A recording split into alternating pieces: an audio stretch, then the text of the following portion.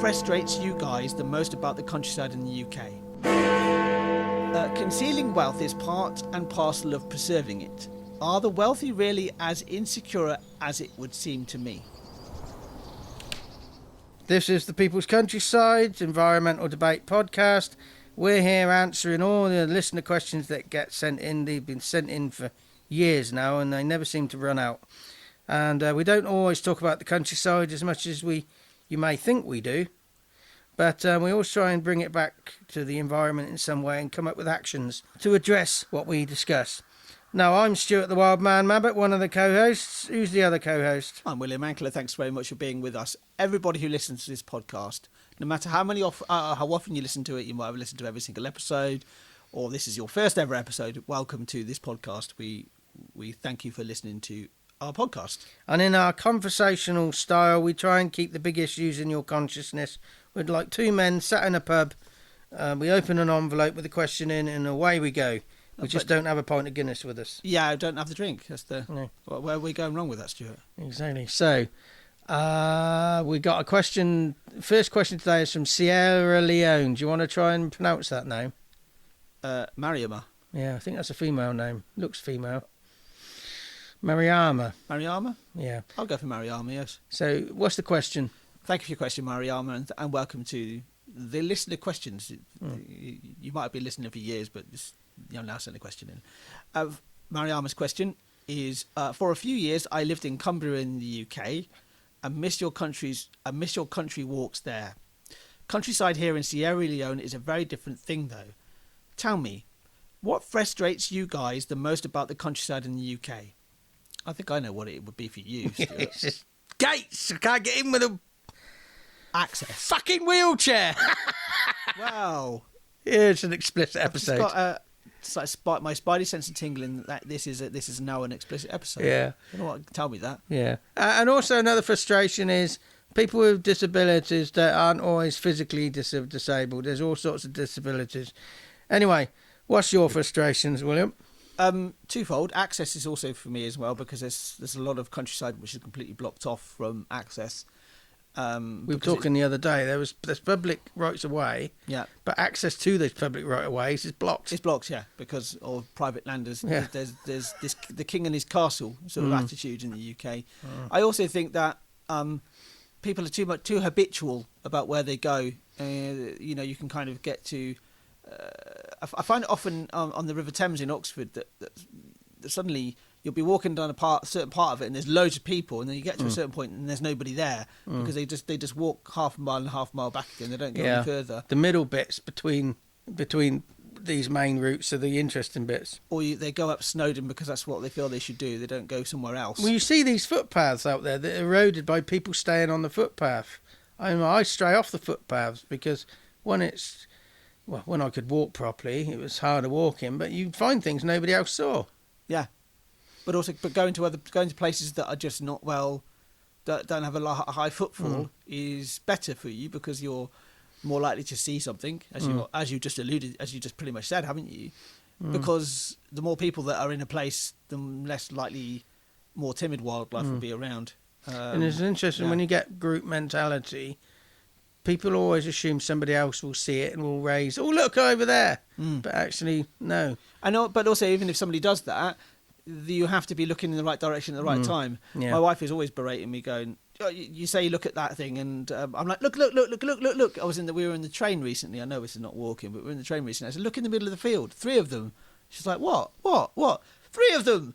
And she said, we'd already gone past the field, and it was three deer. And I said, it was 3 deer in the middle of the field. She said, "Why didn't you say that?" I thought it was blooming obvious. I said, 3 of them, look. I remember I used to go up.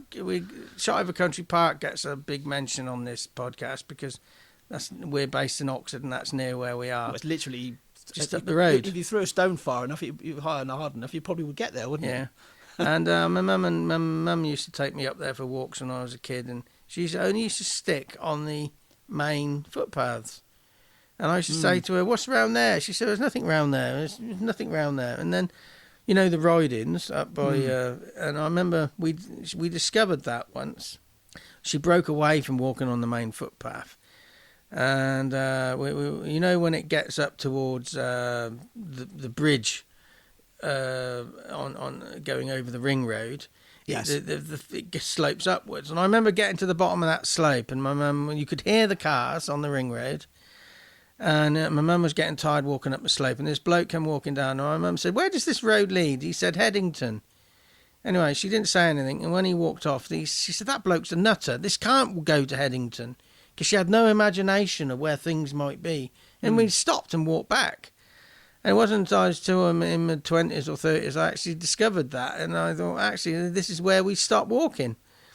And it's sort of like, that frustrates me. People not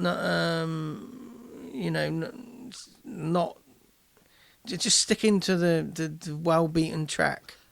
Maybe also another thing that frustrates me, is just popped into my head, is the habits you take into countryside that are not necessary. Being on your phone all the time, having loud conversations, just having those those unnecessary habits.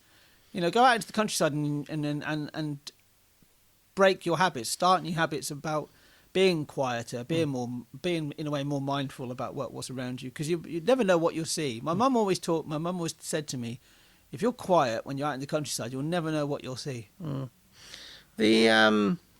Another thing that frustrates me is somebody said to me the other day that hedgehogs are the UK's favourite animal, and we're obsessed with. I'm not sure if it is the favourite animal, but we're obsessed with it. It's declining species, but there are other species out there that are declining way more, and we're not interested in those. No, give less value. Somebody said to me the other day, and that's important. Should they be as protected as African elephants? Yes. Well, I think gnats are as important food sources. Yes. Bats. Yeah, just the whole thing. Swifts, swallows, martins. The whole is important. Yeah, those flying insects are going to be really important to that ecosystem. And what do they do when they have a life cycle? What part do they play in the ecosystem in their various parts of their life cycle? We don't like them because they bite us, but that's just a byproduct. It's like mosquitoes. Yeah. I don't think we have to come up with an environmental angle on this where we're talking about it, but an action is to actually just open your eyes and ears to what's around you when you go for a walk, and put those damn phones down. Put the phones down, and also, I mean, I like the question of what frustrates you, what frustrates us, because it is actually. It's quite an emotive. It's an emotive question, isn't it? But actually, and a negative emotive question. But actually, when you're next out in the countryside, go out and think, what do I like about this? What doesn't frustrate me? Why do I come here? And maybe that will get you out there even more. So an action, as we said, is just open your senses to this stuff. But we're talking about flying insects. You're going to meet some flying insects later in the year. In August, you're going to be doing a long distance walk, William. Yes, what's that about? It's going to be around about 60 miles in 3 days. I'm walking with my sister, Victoria. I saw on Facebook she had some new shoes and she didn't want to get them dirty. Yeah, she's not that precious. She really isn't. My sister and I are going to be doing a walk from Putney to Henley in 3 days along the River Thames, and we're raising funds as part of the fundraiser for the Wow Effect for Stuart's all-terrain wheelchair. That's one reason why we're doing it. Another reason why we're doing it is because my sister and I get on really well with each other. Neither of us are getting any younger, and I think we've always wanted to do something like this. It's a good reason for us to do it. My sister does a lot of long distance running. She's ran the Berlin, London and Chicago marathons, to name 3, and various other long distance events. She's doing a 10K this year actually as well. But so it's a good opportunity for her to actually have another incentive to actually do this, do a long distance challenge, and that's what it will be. We're going to do it over 3 days. We're going to do some reconnaissance with it as well, some training walks with it as well. We're going to be doing most of that on our own social media, but that should spill over into the mainstream social media, like People's Countryside, for example. What's the Wow Effect? You mentioned that. The Wow Effect is Wild Man on Wheels. It's getting Stuart the wheelchair that he needs. The all-terrain wheelchair that he needs, but also to sort of like to demonstrate the barriers that are still there even when you've got that wheelchair, Stuart. Yeah, because you mentioned about me coming on the last leg to meet you at the end. Yeah. Well, I vaguely remember when you're coming out of Henley, so you're coming from the south, walking through. You've got where the Henley Regatta takes place. You've got a building, a tall house on the left, and there's a gate, and I might not be able to get through there, so I might only be able to meet you at the very end of the walk. The very end of the walk, but there is an opportunity for you to potentially meet us at some various stages of the walk. We've kindly, a good friend of mine has offered me a night to stay in Maidenhead, because Maidenhead is just at the right point and his house is literally just at the right place. It's about 2 minutes walk from the river, so that's what we're looking for. We're currently building on or planning on where we're going to stay, because it needs to be somewhere close to the river. We don't want to doing a 3 or 4 mile detour walking, because that will just add extra miles, unnecessary miles. And there's a link in the description below that where you can donate towards this challenge. Yes. William and Victoria are doing, and if you put a donation, you just put in support of William's walk or whatever, so we know. We need to give it a name, don't we? So I'll have to try and come up with a name. Actually, if you're listening to this right now, and you can think of a name of a walk, so it's going to be along the Thames Path. It's going to be about 60 miles. It's going to be my sister and me, so William and Victoria. In August, on the August bank holiday, get all those ideas and even throw an idea at us what the name of the walk could be. Put it in AI, see what it bumps out. Yeah, put it in AI, just come up with an idea yourself. Yeah. So, what's the second question? From Tommy in Alloa. We're going back to Scotland. Yeah, do you know Alloa and Los Angeles have a connection? No. And they both have an area called Inglewood. There you go. That's a thing. Inglewood up to always. I think in Los Angeles there's a phrase, Inglewood always up to no good. Anyway. This one's about wealth, I see. Yes. So, Tommy, thank you very much for your question. Again, first time you've sent a question into this podcast. Concealing wealth is part and parcel of preserving it. Are the wealthy really as insecure as it would seem to me? Well, and again, the previous question was, how can we prove that we are consciousness? I mean, it's sort of like, if we're looking at somebody, is there any way of knowing that they're doing it because they're insecure? I mean, how do we know? I mean, what's your experience on this? People who are wealthy, do they generally conceal it? Well, I don't often rub shoulders with people who are wealthy. That does kind of maybe they're concealing it and you don't know. No, well, I don't know. Yeah, it's very true. It does sort of seem like something that Rishi Sunak said when he was 18, saying, "Oh, I've got friends from every single walk of life. Upper class, middle class, working class. Oh, well, not working class." Yeah. It's kind of me saying, "Oh, I don't have any wealthy friends," and I'm like, I don't know if I have or not. But I mean, I would say that part and parcel of like. I'll just read this again. Concealing wealth is part and parcel of preserving it. Are the wealthy really as insecure as it would seem to me? I do wonder if it's sort of like, if you are concealing your wealth, is it another way of getting away from taxes? Yeah. I see poor people, working class people win the lottery, then they don't tell anybody. They're concealing their wealth. That would be more sort of actually being sensible about it, because all the people that would just suddenly appear in your life. Oh, right, yeah, you've got money, right? Can you give me some? So the wealthy people who are born wealthy, or they're long-term wealthy. So why isn't it wise for them to conceal it? Well, liggers hanging on. Concealing it, yeah, maybe. But I think sometimes the best way of using your own wealth is you don't show it. You don't need to show a lot of. Actually, I did hear this. You don't need to be flashy.